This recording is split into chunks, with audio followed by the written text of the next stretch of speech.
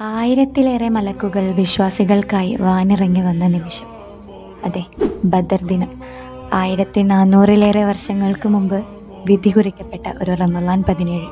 അബൂജഹലിന്റെ നേതൃത്വത്തിൽ 1000ഓളം വരുന്ന ഖുറൈശി സൈന്യം ബദർ താഴ്വര ലക്ഷ്യമിട്ട് നീങ്ങുകയാണ്. ഹിജ്റ 2-ാം വർഷം റമളാൻ മാസത്തിലെ 17-ാം ദിവസം മദീനയുടെ മണ്ണിൽ നിന്ന് ഏകദേശം 80 മൈൽ അകലെയുള്ള ബദർ എന്ന താഴ്വരയിൽ വെച്ചാണ് ഈ ചരിത്ര യുദ്ധം നടന്നത്.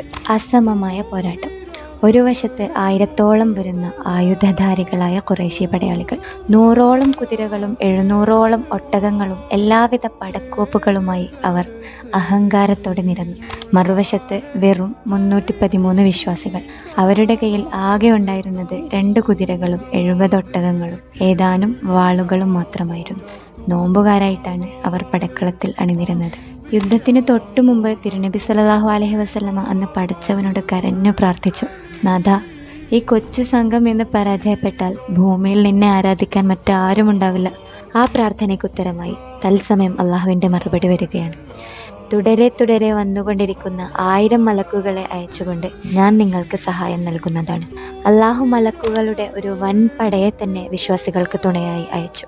ആകാശലോകത്തു നിന്നും മലക്കുകൾ ആവേശപൂർവ്വം ഇറങ്ങി വന്ന ആ ചരിത്ര നിമിഷം.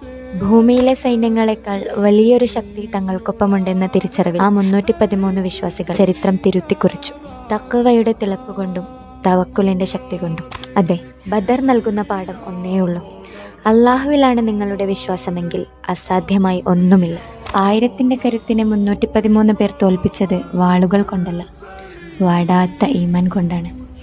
പ്രതിസന്ധികൾ കണ്ട് ഭയപ്പെടുന്നവർ ഓർക്കുക, ബദറിലെ നാഥൻ കൂടെയുണ്ടെങ്കിൽ ഈ ലോകത്ത് നിങ്ങൾക്ക് അസാധ്യമായി ഒന്നുമില്ല. ബദർ ശുഹദാക്കളോടൊപ്പം സ്വർഗത്തോപ്പുകളിൽ ഉല്ലസിക്കുന്ന മുഅ്മിനീങ്ങളിൽ അള്ളാഹു നമ്മയും ഉൾപ്പെടുത്തി അനുഗ്രഹിക്കട്ടെ.